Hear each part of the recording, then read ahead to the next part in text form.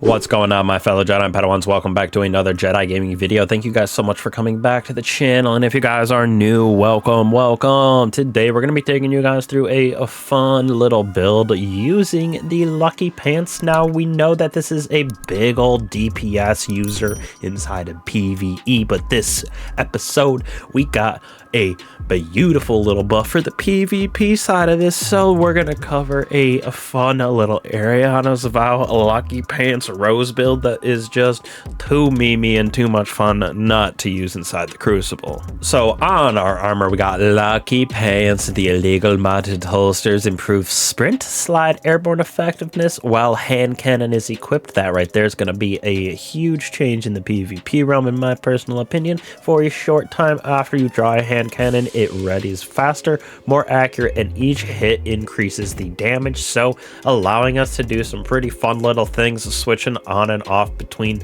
the Ariana's Vow as well as our hand cannon that I personally like using with the Rose. So right here we got ourselves the beauty little Prismatic Hunter with ourselves the Storm's Edge. Of course we got a Transcendent. For me, I'm using Marksman's Dodge with the Strafe Jump, Withering Blade, Swarm Grenades, as well as Threaded Spectre, so we can leave those annoying little boys all around the map, giving yourself some threadling damage as well as that Winter Shroud. So when we dodge near a target, we're gonna slow them, be able to freeze them if we hit them with a Withering Blade as well on top of that. Now, first off right here, we got ourselves a Faceted Dawn for our Fragments. When we do hit somebody with a powered melee, we're going to become Radiant, allowing us to do even more damage with those hand cannons on top of the illegally modded holster that we're also getting to proc. Next off, we got ourselves the Facet of Protection. While surrounded by combatants, you are more resistant to incoming damage. While Transcendent, the effect is increased, so nice for keeping us alive in that 6s, and just when you get up close and personal in the Crucible,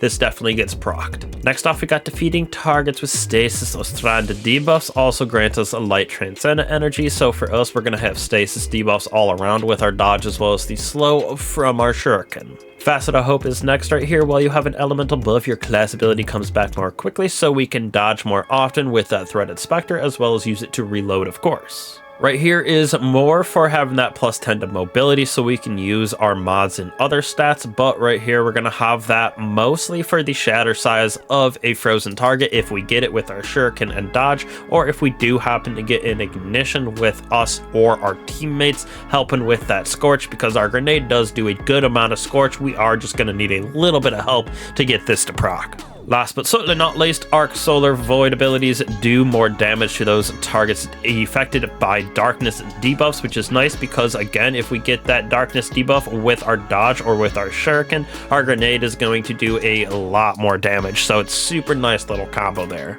Now right here for our mods as well as the stats we went into was mobility, so we can dodge with that Threadling Spectre as well as to reload. I went with having right here the recovery as well as our discipline up, so we can have that recovery give us our health back, as well as have our grenade with that scorch up all the time. Solar targeting as well as kinetic targeting, because like I said, the Rose as well as the Ariana's Vow, that's why we're going to have kinetic loader, unflinching kinetic for that as well. Bolstering detonation, so we get class ability when we cause damage with our grenade, as well as fastball, one of my favorite perks for the PvP realm, as well as sharing that love with powerful friends right here, so when we pick up orbs of power, nearby allies also get an armor charge. Next off, we're going to have recuperation, orbs of restoration, absolution, so when we do pick up those orbs of power, we're going to get back some of all of our abilities, the one with the least amount of ability energy as well as our health, so very good combo in my opinion for the Crucible.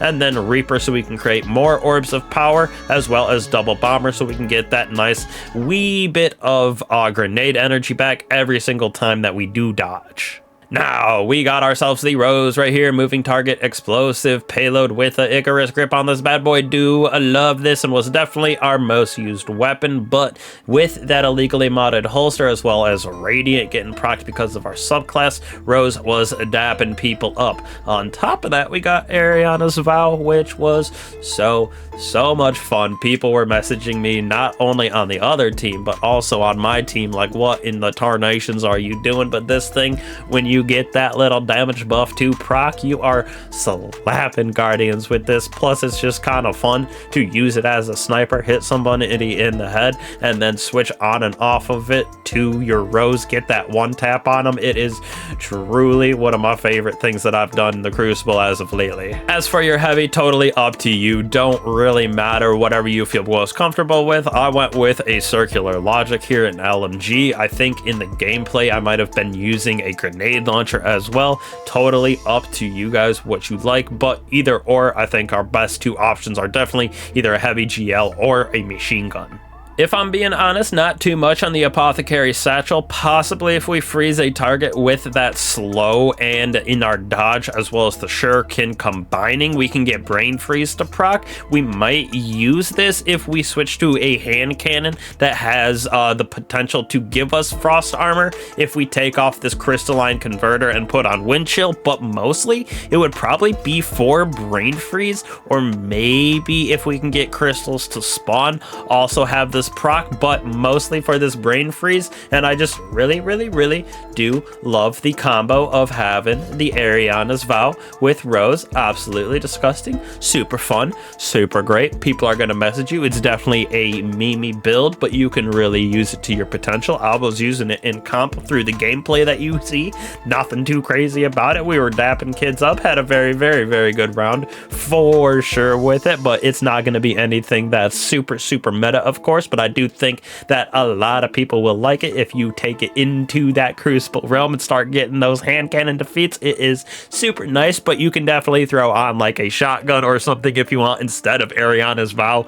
But mostly for that Rose to get the illegal modded holster to proc, it's just kind of funny to use it on both of our weapons. So again, appreciate all you guys for coming back to the channel. Means a lot to me, means a lot to the channel if you like and subscribe as well. Hit that bell so you don't miss out on any of the videos that we put out here, guides with builds or god rolls like this right here. So again, appreciate all you guys. I will catch you guys in the next one. Peace.